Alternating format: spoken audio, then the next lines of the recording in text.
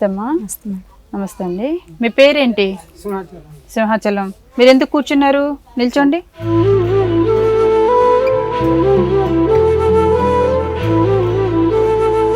ఎందుకు కూర్చున్నారు మీరు? ఒంట్లో బాగాలేదు. ఏం బాగాలేదు? జ్వరం వచ్చిందా? ఈరోజు జ్వరం వచ్చిందా? నిన్న వచ్చిందా? ముందు నుంచి జబ్బుతో ఉన్నారు. ఏ జబ్బుతో ఉన్నారు? టీవీ జబ్బుతో. అది ఇప్పుడు కూర్చోండి.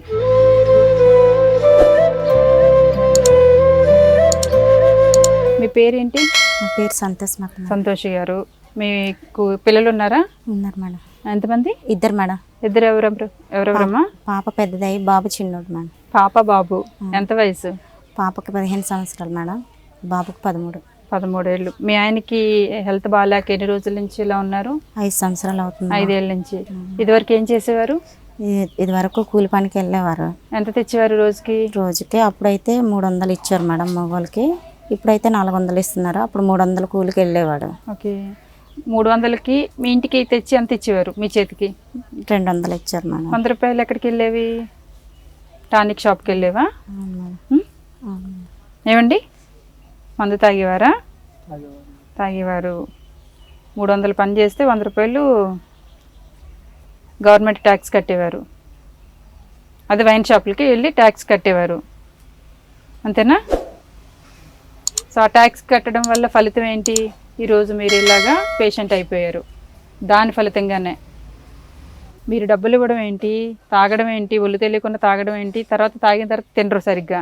తినకపోవడం వల్ల బాడీలో పార్ట్లు కొన్ని పాడైపోతాయి. దానివల్ల ఇలా లివర్ కానీ, కిడ్నీలు కానీ, ఇలా టీబీ పేషెంట్లు అయిపోవడం కానీ, ఇట్లాంటివన్నీ ఎఫెక్ట్లు కొడతాయి. కష్టపడిన సుఖమే ఉంది. మీ పిల్లలు కరెక్ట్గా లైఫ్ ఇప్పుడే సరైన లైఫ్ 16, 17, 18, 23 ఏళ్ళ వరకు కూడా తల్లిదండ్రుల సపోర్టు, ఆరోగ్యం కావాలి. ఈ టైంలోనే మీరు సిక్ అయిపోయారు. బయటికి వెళ్ళి పని చేయగలుగుతున్నారా? చేయలేరు. ఎందుకు? కాసేపు నిలబడుంటేనే నిలబడలేకపోయారు, ఓపిక లేక. ఓపుకున్న టైంలోనేమో ఎనర్జీని ఊరికినే వేస్ట్ చేసుకుంటారు. మీ వయసు అంతా గట్టిగా చూస్తే 40 కూడా లేనట్టున్నాయి. 40 ఏళ్ళకి మీరు పేషెంట్ అయిపోయారు. తర్వాత ఎలా ఉంటుందో కూడా చెప్పలేము. మిమ్మల్ని నమ్ముకుని 3, మీ వైఫ్, 2 పిల్లలు, మిమ్మల్ని నమ్ముకునే కదా పెళ్లి చేసుకుంది ఈవిడ. మీరు ఏమైనా అయితే వీళ్ళ పరిస్థితి ఏంటి? ఇల్లు కూడా సరిగ్గా లేదు, తినడానికి తిండి కూడా మీరు సరిగ్గా పెట్టలేని పరిస్థితి అయిపోయారు. మిమ్మల్ని నేను అనట్లేదు, కానీ జనరల్గా అందరికీ ఇదే పరిస్థితి అనమాట. మగాడిని నమ్ముకొని ఆడది వస్తుంది, వాళ్ళ అమ్మని, అన్నయ్యని, తమ్ముళ్ళని అందరినీ వద్దనుకొని, అంటే పెళ్లి చేసుకొని వద్దనుకోవడం అంటే అదే, నమ్మి మీరేం కన్నీ అనుకుని వచ్చేస్తుంది ఒక ఆడపిల్ల. సడన్గా మీకు ఏమైనా అయితే వీళ్ళు ఏమైపోవాలి? చాలామంది మగాళ్ళకి చెప్తున్నాను, మీకు కాదులేండి. చాలామంది ఆడవాళ్ళకి చిన్న వయసులోనే భర్తను కోల్పోతున్నారు. చిన్న పిల్లలకి తండ్రి లేకుండా అయిపోతున్నారు. ఎందుకు? వయసులో ఉన్నటప్పుడు డబ్బులు సంపాదిస్తారు, ఎలా ఖర్చు పెట్టుకోవాలో తెలియదు, తాగుడికి సగం ఖర్చు పెట్టేస్తారు. ఏదో మనం అప్పుడున్నాం రోజు వెళ్ళి తాగుతూ ఉంటారు అనమాట. మీరు పనికి వెళ్ళిన రోజు 300 తెచ్చి 100 రూపాయలు ఖర్చు పెట్టినా పర్లేదు. పని లేనప్పుడు కూడా మీరు వైన్ షాపులకి వెళ్ళి మందు తాగుతూ ఉంటారు. అడిగారు అలాగే ఎప్పుడైనా పని లేనప్పుడు కూడా? లేదు మేడం.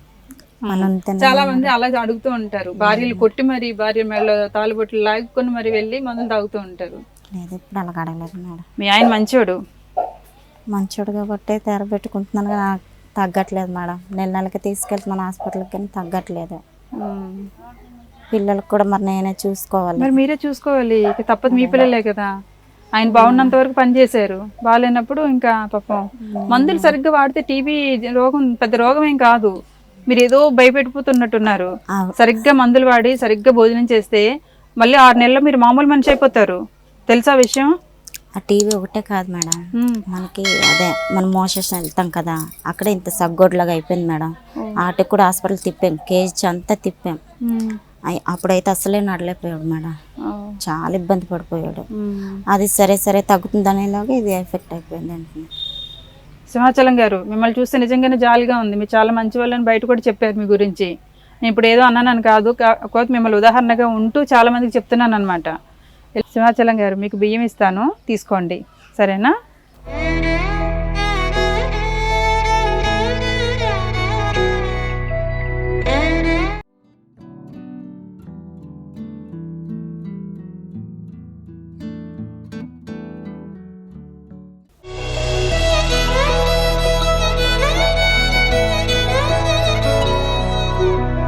అమ్మా, ఈ నెల మెడిసిన్కి మీరు ఇంకా ఏమైనా కావాలంటే కూడా కొనుక్కోవడానికి కూడా నేను డబ్బులు ఇస్తున్నాను. ఓకే, తీసుకోండి.